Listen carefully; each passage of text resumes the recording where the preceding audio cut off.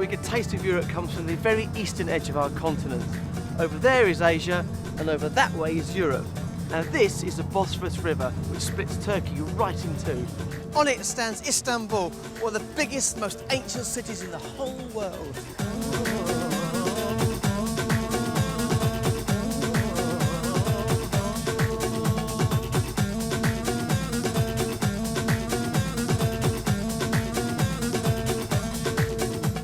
What am I doing here for a taste of Europe this week, I hear you ask?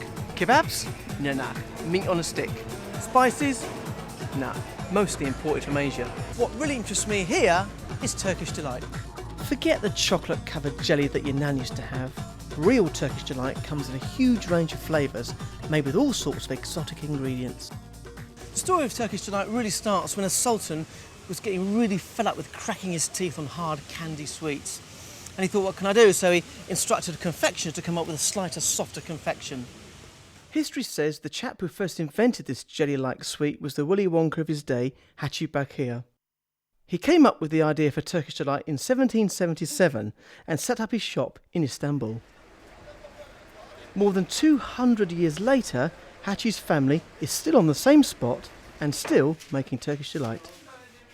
These days, great-great-granddaughter Hande Çelalian is the brains behind the operation.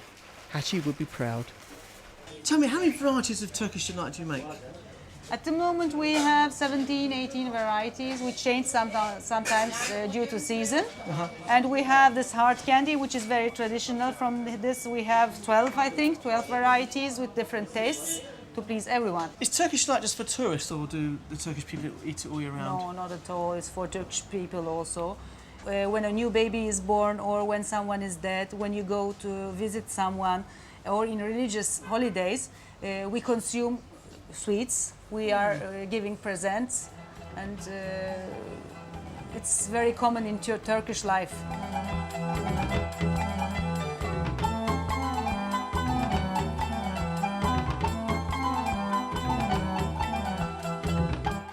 I'm really keen to see how real Turkish Delight is made, so I've come here to Hande's factory to find out. So this is it. This is what I've come to see. This is Turkish Delight. Yes, that's it. This is starch, sugar and water. The starch is very important for Turkish Delight because it is the starch which makes the smooth texture.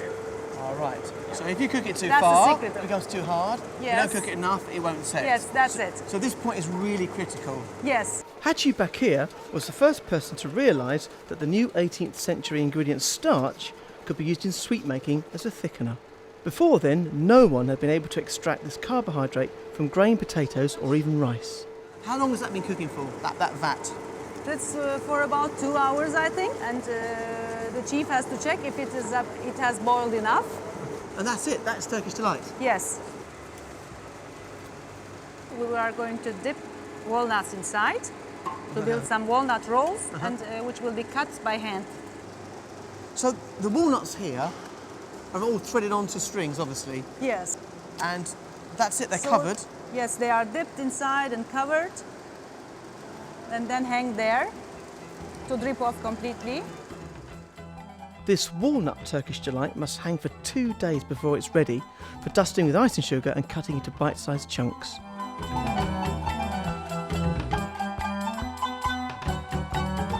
This is the other one. It's poured onto trays, and we have to wait 2 days, and then it's dusted with icing sugar and cut into cubes. Would you flavour it up here as well, so all the different flavours you Yes, make? at the end, after the cooking is done. So since 1777, Yes. you've been making it this way? More than 200 years, yeah. Non-stop? Non-stop, yes.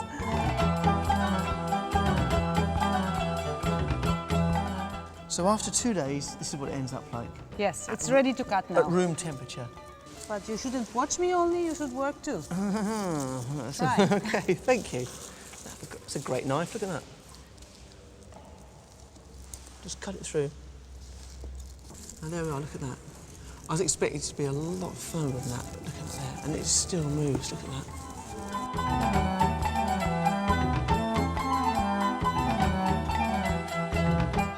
Forget the calories, I love Turkish Delight and I'm dead keen to try the lot. How many varieties have we actually got here, Hande? We have 17 varieties, and some of them are here, such as with pistachio nuts, hazelnuts. The green ones are with mint, rose flavored, plain, almonds and coconut. And there you have again with pistachio nuts. Right, let's try this one here first.